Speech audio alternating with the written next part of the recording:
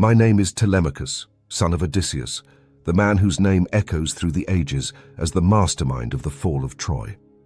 I was but a babe when my father sailed away to that fateful war, leaving me in the arms of my mother Penelope on the rocky shores of Ithaca. For 20 years I grew up without him, 10 years of war followed by 10 more of wandering. When he finally returned, weathered and scarred, he brought with him tales that filled my heart with awe and pride. Among them, none shone brighter than the story of the Trojan Horse, the cunning plan that ended the decade-long siege of Troy. This is how he told it to me, and this is how I shall tell it to you, through the eyes of a son who longed to know the father he'd lost, to legend the mysterious dream. The war had stretched on for 10 grueling years when my father shared this tale with me. He sat by the hearth in our hall, his voice low and steady, as if the weight of those years still pressed upon him. The Greeks, he said, had grown weary. The towering walls of Troy stood unbroken, mocking their every assault. Their ships lined the shore, their tents sagged under the endless sun, and their spirits faltered. Victory seemed a distant dream, slipping further away with each passing day. My father, though, was not a man to surrender to despair. He was Odysseus, son of Laertes, favored by Athena, goddess of wisdom, and it was her hand that guided him when all seemed lost. One night, as he lay restless in his tent, sleep finally claimed him. In that sleep a vision came, a dream so vivid he swore it was no mere fancy of the mind.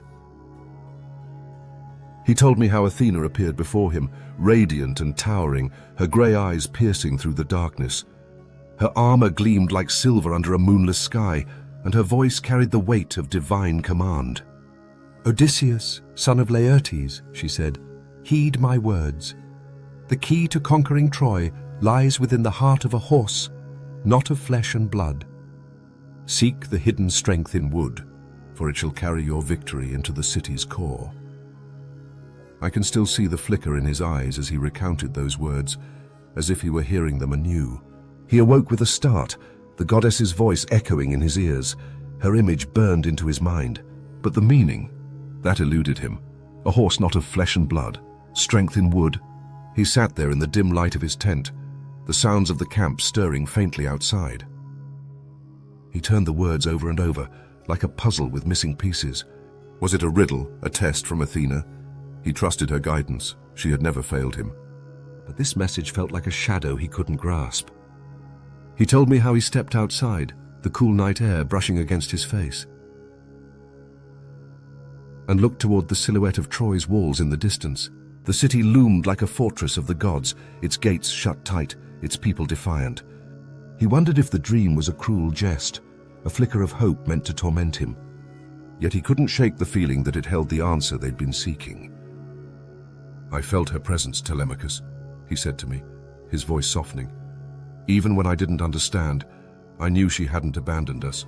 As he spoke, I imagined him there, a lone figure under the stars, wrestling with the divine words that could save or doom them all. I felt a swell of pride, picturing my father as the man chosen by Athena herself. Growing up, I'd heard whispers of his cleverness, tales carried by travelers and suitors who plagued our halls.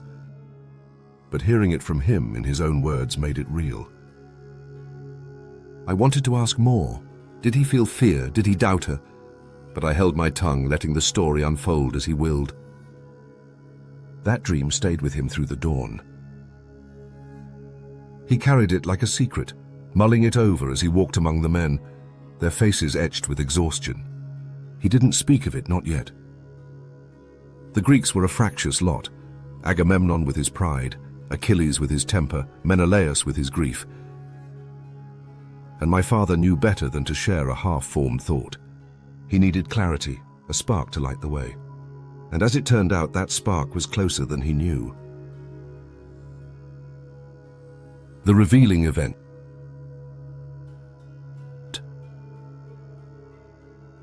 The next day, my father wandered through the camp, his mind still tangled in Athena's riddle. He told me how the air was thick with the scent of salt and smoke, the sounds of hammers striking metal and voices raised in argument. The Greeks were restless, some muttering about sailing home, others sharpening spears for yet another futile charge.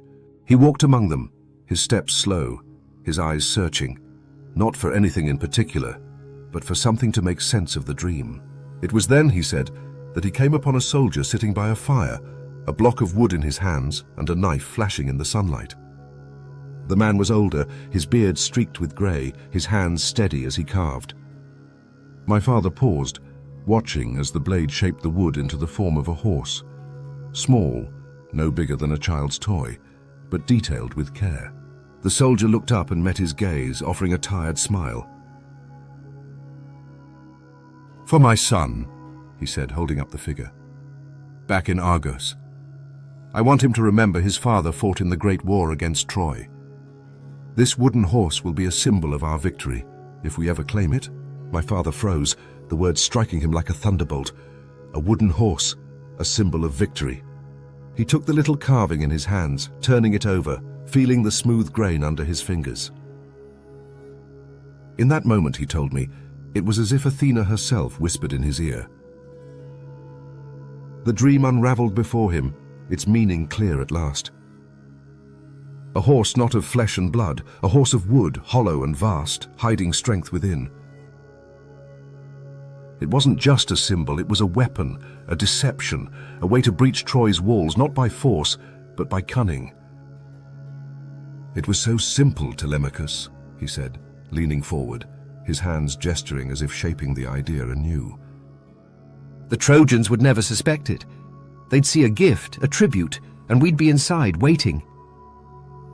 That was my father, not a warrior of brute strength like Achilles, but a man who saw answers where others saw only shadows. He thanked the soldier, handing back the carving with a nod, and hurried to find the Greek leaders. He told me how he found them gathered near Agamemnon's tent, Agamemnon the proud king, Menelaus desperate to reclaim Helen, Diomedes ever steady, and Nestor, wise but cautious. They were arguing again, their voices sharp when my father stepped into their midst. "Listen to me," he said, his tone cutting through the clamor. He laid out the plan. A massive wooden horse built to hold warriors, offered as a false gift to appease the Trojans' gods. The rest of the Greeks would hide their ships, feigning retreat, while a lone man stayed behind to convince the enemy it was safe. He spoke with such conviction, he told me, that even Agamemnon paused, his scowl softening. Nestor nodded slowly, seeing the wisdom in it. Menelaus, eager for any chance to end the war, agreed at once. But there were doubts, of course. Some called it madness. How could they trust the Trojans to take the bait? What if they burned the horse instead? My father met their fears with calm certainty. "They'll take it," he said. "Their pride will demand it. After 10 years, they'll want to believe they've won." And he was right, as he so often was. Once the leaders agreed, work began in secret. My father chose a man named Epeus, a craftsman of rare skill, to shape the vision into reality. They labored at night, away from prying eyes, the sound of hammers muffled beneath canvas. The horse grew slowly at first, beams rising like the bones of a beast, then faster, as excitement spread like fire. Some called it madness, others called it hope, but all knew it was the last throw of the dice. My father oversaw every detail, from the curvature of the flanks to the hollow belly meant to hide warriors. He selected the finest warriors to hide within, silent, deadly, unwavering. He trained them to endure heat, hunger, and stillness, for their task would demand nothing less than perfection. Meanwhile, the rest of the army made ready to vanish. Ships were dragged down the shore under night's cover. Fires were doused, tents struck, footsteps erased, every trace of their presence wiped away. Only the horse remained, towering and silent in the morning sun, its gaze fixed upon Troy. A single man stayed behind, Sinon, chosen to play the role of the betrayed. The trap was set. The gods, the fates, and the pride of men would decide the rest. Building the horse. With the leaders convinced, the plan moved swiftly into action. My father told me how he sought out Epeus, a carpenter renowned among the Greeks for his skill. Epeus was no warrior. His hands were made for shaping wood, not wielding a spear, but he was the man they needed. My father found him near the ships, repairing a broken oar, and laid out the task. A horse of wood, taller than a house, hollow within, strong enough to hide a dozen men or more. Epeus hesitated, his brow furrowing. 3 days, my father pressed. Can you do it? The carpenter nodded, though doubt lingered in his eyes. The camp buzzed with new energy as the work began. Men felled trees from the nearby hills, dragging timber to the shore. Epeus directed them, his voice sharp, his hands sketching the design in the sand. A horse rearing up, proud and grand, a fitting offering for the gods. My father watched it take shape, marveling at how the rough logs became a thing of beauty. The body was wide and hollow, the legs thick to bear the weight, the head carved with a mane that seemed to ripple in the wind. Inside, a cramped chamber was built, just big enough for the chosen warriors. And who were those warriors? My father, of course, insisted on being among them. I wouldn't send men where I wouldn't go myself, he told me, his jaw set with resolve. Diomedes joined him, fierce and loyal, and Menelaus, driven by his longing for Helen. Others followed, brave souls whose names I wish I'd asked him to recount. They prepared in silence, knowing the risk. If the Trojans found them, there'd be no escape from that wooden tomb. The final piece was Sinon, a young Greek with a quick tongue and a steady nerve. My father chose him to stay behind, to spin the lie that would seal the plan. He was braver than most, my father said of him, respect in his voice. To stand alone among enemies, that takes a different kind of strength. In 3 days, the horse stood ready, towering over the camp.